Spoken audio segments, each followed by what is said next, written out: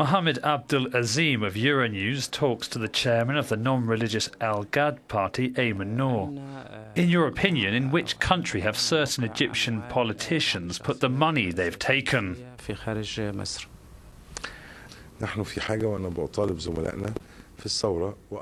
I ask of my fellow revolutionaries and brothers in the Egyptian armed forces to form a mixed committee made up of technocrats, judges and investigators.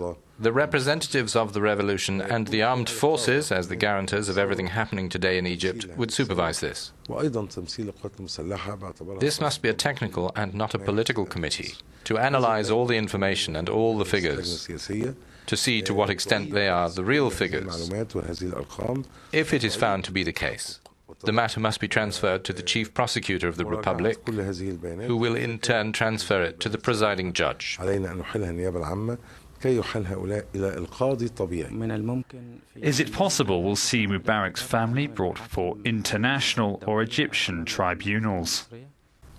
It is possible if it turns out they committed crimes covered under Egyptian law and deserve to stand trial for these acts.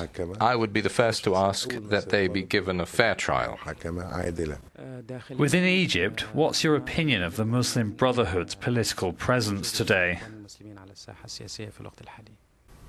The Muslim Brotherhood has an important and effective presence and influence in the country, but it's not nearly as important as the Mubarak regime wanted to make it appear, to use it as a shop front, as a scarecrow used to intimidate our brothers the Coptic Christians, and used generally to scare the West. They exist, and we must respect them. From a liberal point of view, and I am a liberal, I believe in the other's right to exist. The Muslim Brotherhood must be respected. I don't believe that any single political leaning, whether of the left or the Muslim Brotherhood, could govern Egypt unilaterally. What might the army's role be in the weeks or months to come? The army at this stage is the guarantor of the practical implementation of the demands made in Egypt's revolution and of the solidification of the main claims on which we agreed.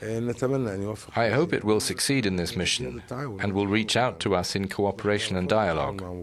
We refused dialogue with Mubarak and refused dialogue with Omar Suleiman since he was named while Mubarak was still in power. We're now ready to talk with the army, and I repeat here that we are ready for a serious dialogue as equal to ensure Egypt's interests. Will you be a candidate in Egypt's presidential elections? I believe I will. The Ghad party made a decision about that on the 14th of February for the next presidential poll. In the current context, and according to the Constitution, as far as at least the minimum requirements can be guaranteed, I think we will take part in the elections, and that will make a strong showing. The results of the last elections were all falsified. سجلنا على التأخير معلش نحاول في الفيديو كونفرنس ده قاعد غلبونا شوية